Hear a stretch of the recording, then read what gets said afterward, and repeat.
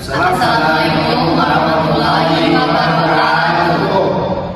Baik, sebelumnya izin kami untuk memperkenalkan diri. Nama saya Wati Cita. Saya Lena Sari. Saya Mangkrenda. Saya Anda Malinda.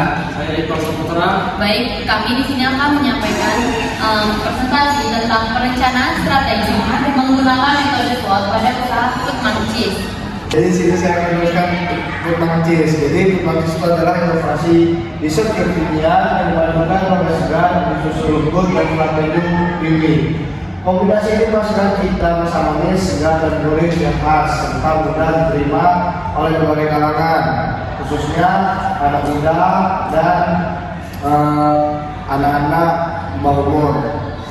Tampilan produk yang warna kuning cerah dari mangga dalam sebagian ini juga memberikan daya tarik visual tinggi, menjadikannya sangat potensial sebagai bahan viral di medsos. Konsep yang dia dalam bentuk disekap dan praktis semakin memperkuat posisi food mancis sebagai produk yang sesuai dengan kebutuhan konsumen yang menginginkan tampilan ringkas, higienis dan siap saji. Baik, di sini ada visi misi perusahaan. Visinya menjadi perusahaan riset lokal terbuka di Indonesia yang dikenal dengan inovasi rasa, kualitas premium dan komitmen terhadap kepuasan konsumen.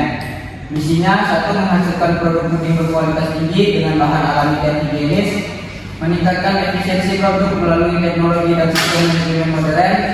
Yang kedua, saya berdistribusi ke berbagai kota besar di Indonesia, menciptakan produk inovatif berbasis buah tropis lainnya.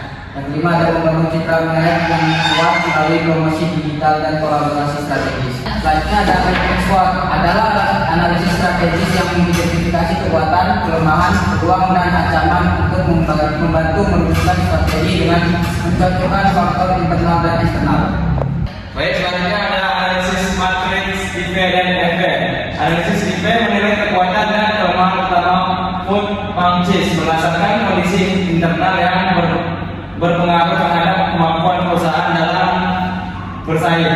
Nah, analisis FV menggambarkan peluang dan ancaman yang berasal dari lingkungan eksternal yang mempengaruhi daya saing food mancis. Selanjutnya ada perhitungan rata-rata bobot IV dan FV.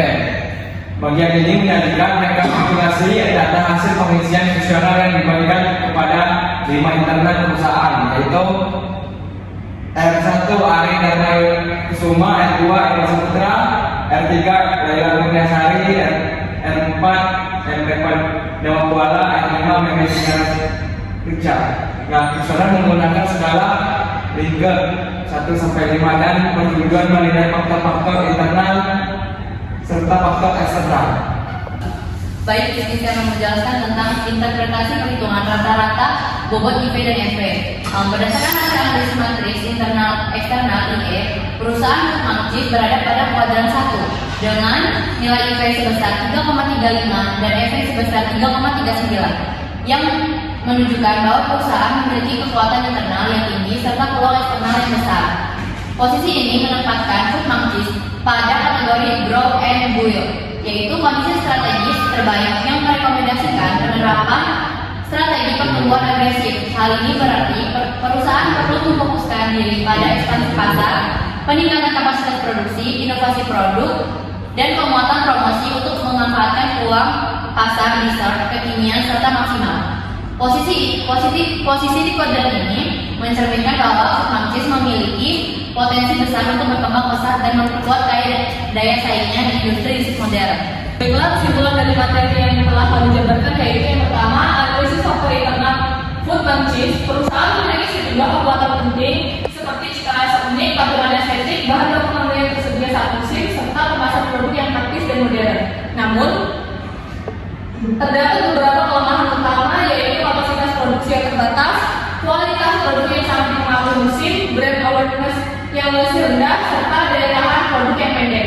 Hasil perhitungan IV menunjukkan nilai 3,35 yang berarti kondisi internal perusahaan tergolong kuat. Yang kedua yaitu analisis faktor eksternal food mancis.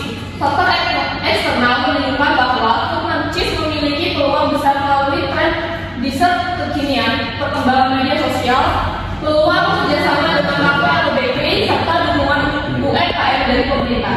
Namun, perusahaan juga menghadapi ancaman seperti persaingan dessert yang ketat, fluktuasi harga mangga dan keju, perubahan selera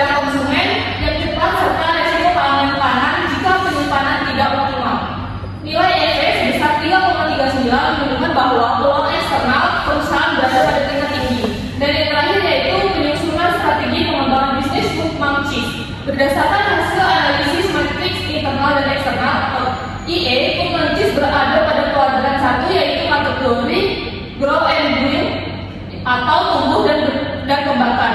Posisi ini menunjukkan bahwa perusahaan memiliki kekuatan dan peluang besar untuk memperluas pasar, meningkatkan kapasitas produksi, serta memperkuat promosi. Strategi yang direkomendasikan. Sekian presentasi dari kami ucapkan terima kasih. Wassalamualaikum warahmatullahi wabarakatuh.